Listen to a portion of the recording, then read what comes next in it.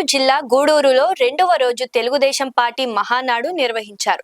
PVR కళ్యాణ మండపంలో ఏర్పాటు చేసిన మహానాడు కార్యక్రమంలో స్థానిక ఎమ్మెల్యే పాషం సునీల్ కుమార్ పాల్గొని ఎన్టీఆర్ విగ్రహానికి పూలమాలలు వేసి నివాళులర్పించారు. రెండవ రోజు మహానాడులో టీడీపీ శ్రేణులు పెద్ద ఎత్తున పాల్గొన్నారు. నియోజకవర్గంలో 11 క్లస్టర్లలో టీడీపీ శ్రేణులు మహానాడు కార్యక్రమాన్ని నిర్వహించారు. పార్టీ కేంద్ర కార్యాలయంలో జరుగుతున్న మహానాడును వర్చువల్ విధానంలో తిలకించారు.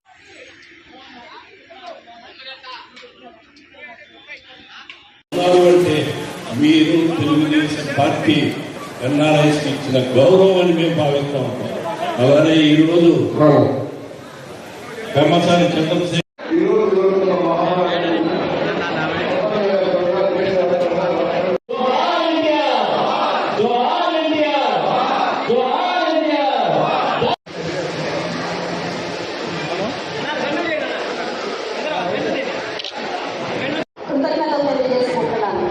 ముందుగా నిన్న ప్రవేశపెట్టిన 33% మహిళా రిజర్వేషన్ బిల్లుకి ఆధునికమైన యంత్ర పరికరాలు నిర్మించుకునే విధంగా మళ్ళీ వాటికి మనం ప్రాధాన్యత ఇచ్చి రాష్ట్ర హైవే కావచ్చు, మరి లోకేష్ గారి నేతృత్వంలోని ఐటీసీని అనుసంధానం చూస్తూ ఉండలేకపోయింది.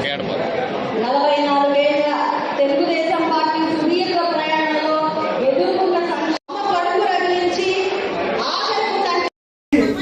వచ్చింది, నిఫ్ట్ వచ్చింది, నెక్స్ట్ కన్స్ట్రక్షన్ వచ్చింది, బయోటెక్నాలజీ పార్క్ వచ్చింది, హైటెక్ సిటీ వచ్చింది, శిల్పారామం వచ్చింది. ఇవాళ భారతదేశంలో ప్రపంచంలో తెలుగు వారి ఖ్యాతిని నలుదిక